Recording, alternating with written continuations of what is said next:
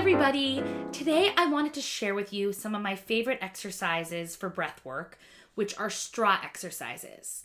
Now, straw exercises are semi-occluded vocal tract exercises, and that's basically just a fancy word for saying that your mouth is partially closed.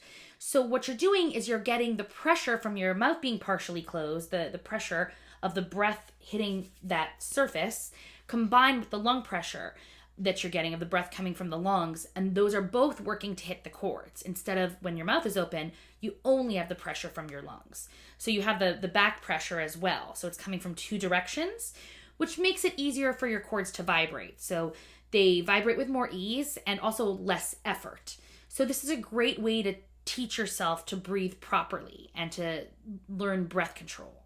Now, the way you do it is you just need two things that are super simple to get. You just need a cup of water. Mine is clear so that hopefully you can see the action going on inside the cup.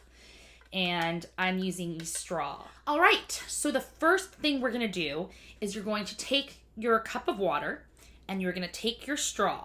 Now, it's just gonna be any cup of water, fill it with some water like you did when you were a kid with like some chocolate milk and you blew bubbles in it. That's essentially what we're gonna do. So it's kind of fun. So I like a straw that is, I'm using like a thermos straw. It's like from one of my kids' sippy cups. It's actually the best kind to use. It's just like a nice reusable straw. Because it's not as like flimsy as like a plastic straw or a bendy straw. So you can get any straw, though. It doesn't have to be this one. This is just environmentally friendly. So you take your cup of water, you take your straw, and first you're going to try blowing the bubbles and just keeping them even at a consistent rate.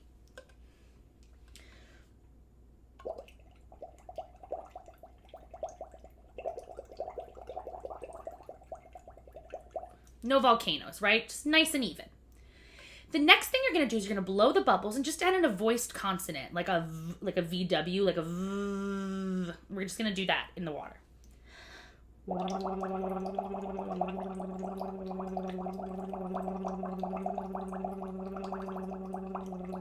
Keeping them even. Again, no in your face. This is wrong. I just got water smack in my eye.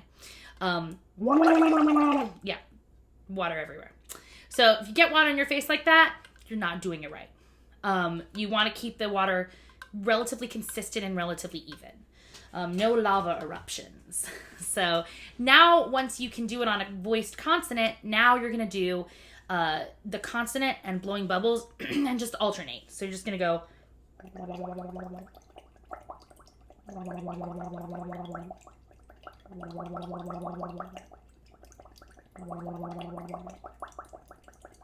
So it's the same. It shouldn't change. I should keep the bubbles the same whether or not I'm just blowing the air or putting the consonant in. Next thing you can do is just doing a vocal slide, just going up and down on your pitch. And your pitch shouldn't affect it. You should be able to keep it relatively even though you're moving up and down on a vocal slide. So we're going to go.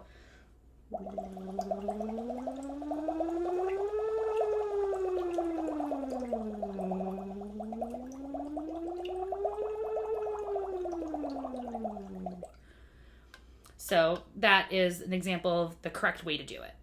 Just going up and down. Now, if I go to a higher pitch and all of a sudden I have another one of those lava eruptions, I braced myself that time because I definitely got hit with water. When I went to the higher note, bam, water in the face. Again, that means you got to work on it. You want to work to keep that lava eruption smaller, and then eventually not have any lava eruption at all. You feel the water on my face from that. So now if you're able to get through that and keep it relatively even, the next thing you can do is just let the straw sit like just barely on top of the water. I'm not sure if you're going to be able to see this. I'm going to try and hold it a little closer. And what you're going to do is you're just going to continue the voice slide without creating any volcanoes. It's almost going to create an indent.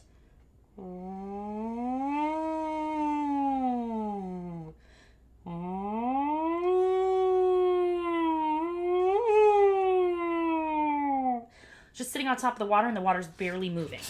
Versus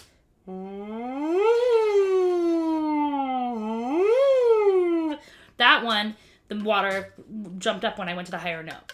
That's not what we want. We want it to stay relatively even. So, correct?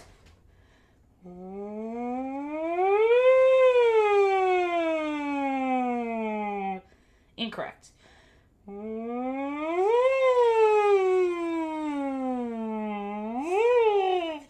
There's more air going, and suddenly I'm pushing too much air through and it's going up in the air. So we don't want that. The next step that you can do is after you've let the straw just sit on top of the water and just trying that one, another thing you could do is just actually take the straw out of the cup. And maybe take a drink first. Cheers. So now that we've done it with the straw and we've tried different variations, what you can take is just the straw and just be able to try it with your hand or a paper in front of it. So what you're really testing for is you're using the paper or your hand to test whether or not you're putting too much air through. If it's like you're suddenly feeling a ton of air on your hand. So I'm just going to go.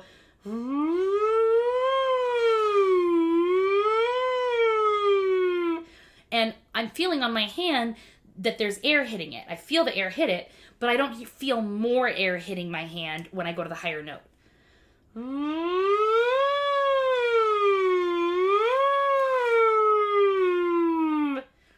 So that's one way you could do it. You can also take a piece of paper. This is my trusty straw exercises paper. So I'm going to take it.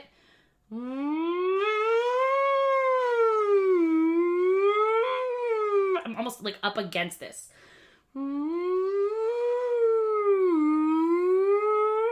It's not really doing anything. Versus.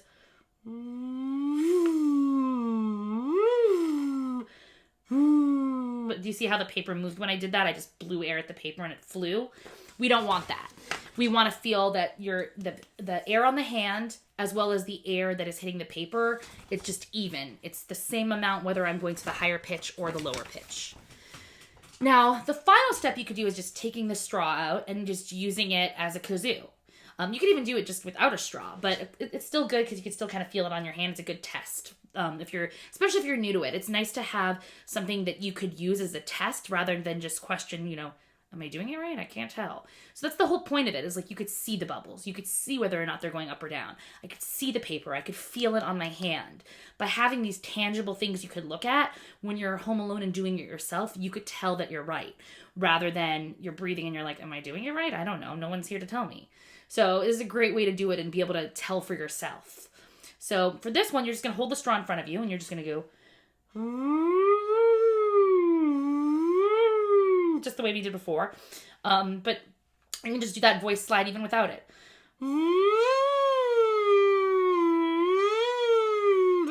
And